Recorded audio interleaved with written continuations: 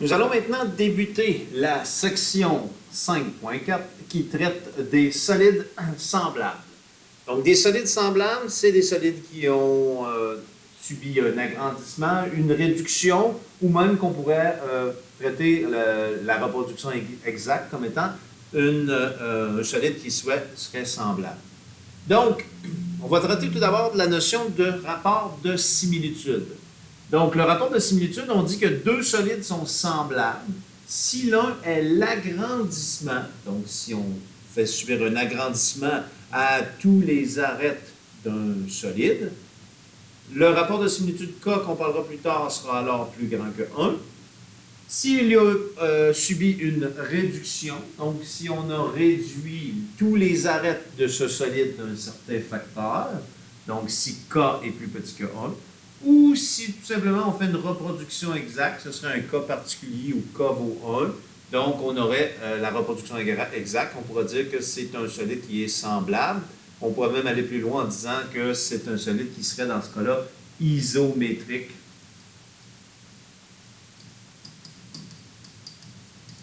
Donc, plus particulièrement. Alors, quelles sont les caractéristiques? On dit que deux solides sont semblables si les angles homologues sont isométriques. Donc, lorsqu'on fait un agrandissement, on ne change pas la mesure, ou qu'on fait une réduction, on ne change pas la mesure des angles du solide.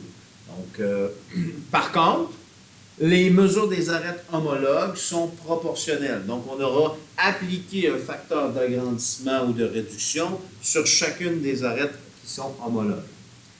Comment on fait pour obtenir justement ce rapport de similitude? Bien, on dit le rapport des mesures des arêtes homologues de solides semblables est appelé le rapport de similitude K. Donc, c'est la lettre K qui représente le rapport de similitude. Et on l'exprime sous la forme suivante. Donc, K, c'est la mesure d'une arête du solide image sur la mesure de l'arête homologue, donc l'arête qui correspond sur le solide initial. On verra, donc, c'est beaucoup de vocabulaire là, mais ça va se traduire là, dans notre exemple tout à l'heure, ça va venir se clarifier. Alors, ça veut dire quoi? Bien, pour des solides qui sont semblables, on peut alors déterminer le rapport de similitude à l'aide des dimensions homologues de ceux-ci.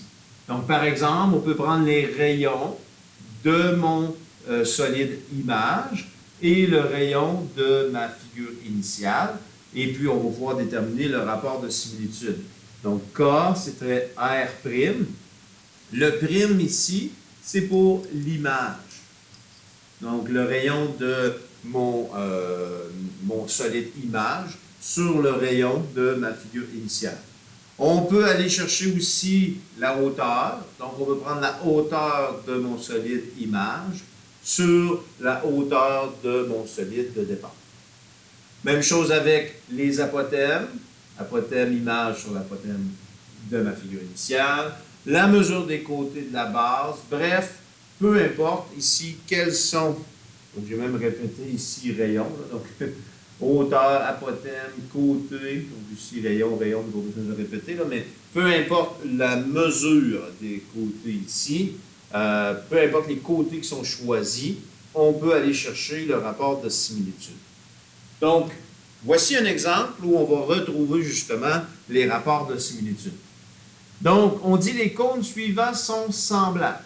Détermine le rapport de similitude K. Donc, ici, j'ai un solide et un autre solide qui est semblable. Donc là, on doit déterminer quelle est ma figure image dans ma situation. On aurait la possibilité de traiter ça comme une réduction, donc à partir de la grosse figure ici, le grand cône, pour aller vers le petit cône. Ou on peut traiter ça comme un agrandissement, dire « Ah, ça c'est ma figure initiale et ma figure image ». Habituellement, quand ce n'est pas spécifié et que j'ai le choix, je préfère traiter le problème comme étant un agrandissement.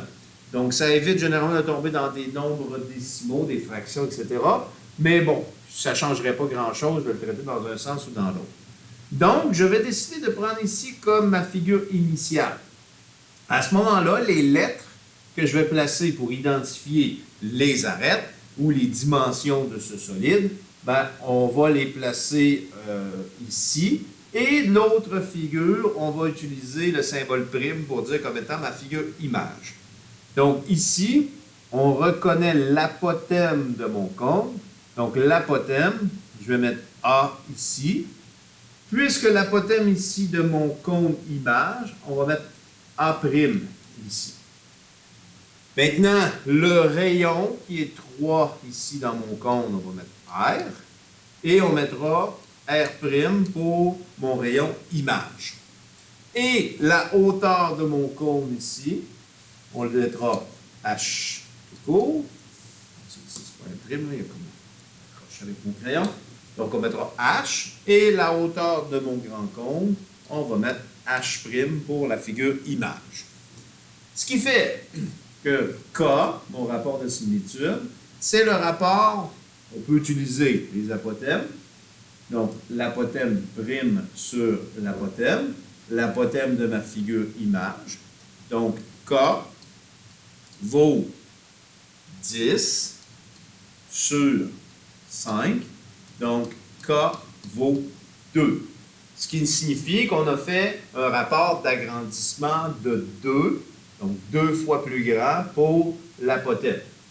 Puisque les cônes sont semblables, on devrait retrouver ce même rapport de similitude K pour chacune des dimensions. Donc, si on vérifie ici avec les hauteurs, on va obtenir le même rapport de similitude K. La hauteur prime est de 8 ici, sur la hauteur qui est de 4. Donc, K vaut 2 ici. Bien sûr, il faut s'assurer qu'on a les mêmes unités lorsqu'on fait le rapport de similitude. Des centimètres par des centimètres. Des centimètres par des centimètres.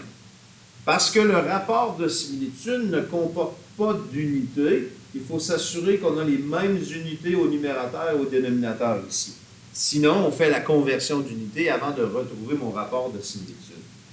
Maintenant, si on compare les rayons, avec les rayons, ben, si on dit K, c'est R' sur R, ben, K vaut 6 sur 3, donc mon K vaut aussi 2.